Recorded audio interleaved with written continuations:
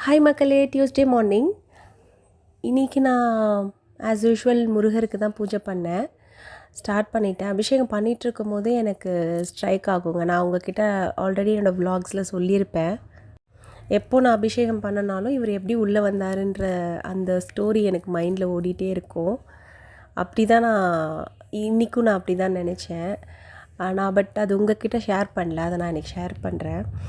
Last இயர்லாம் எனக்கு முருகரோட சிலை என்கிட்ட கிடையாதுங்க. இந்த சஷ்டி 2025 சஷ்டிலேருந்து தான் நான் முருகர் சிலையே வச்சு பூஜை பண்ண ஸ்டார்ட் பண்ணேன். சிலை வாங்கணும்னு எனக்கு மைண்டில் வந்துருச்சுங்க. பட் நான் யார்கிட்டையுமே ஷேர் பண்ணல. எங்கள் அம்மாக்கிட்ட மட்டும்தான் சொன்னேன். ஏன்னா மற்றவங்கக்கிட்ட எல்லாருக்கிட்டேயும் சொன்னோன்னா எப்படி எடுத்துப்பாங்கன்னு எனக்கு தெரியல. பட் என் மைண்டுக்குள்ளே நான் வச்சுட்டேன். பட் அம்மாவுமே ஃபஸ்ட்டு எதுக்கு சிலைலாம் வச்சா ரெகுலராக அபிஷேகம் பண்ணணும், ப்ராப்பராக எல்லாம் செய்யணும் அப்படின்லாம் சொன்னாங்க. பட் அன்றைக்கி மார்னிங் எனக்கு பயங்கர ஒரு தடங்கல்.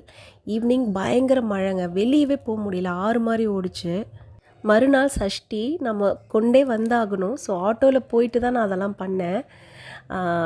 அங்கே கடை வாசல்லையுமே அவ்வளோ தண்ணி நின்றுச்சு. ஸோ அப்படி தான் நான் இவரை உள்ளே கொண்டு வந்தேன். அவ்வளோ கஷ்டப்பட்டு ஏன் கொண்டு வரணும்னு நீங்கள் நினைக்கலாம். பட் எனக்கு அது அவர் அன்னைக்கு சஷ்டி அன்னைக்கு அவர் என் வீட்டுக்கு வரணும்னு நான் நினச்சேன். அவர் எனக்கு பெரிய டெஸ்ட்டு வச்சு அவர் என்கிட்ட சேர்ந்துட்டார்.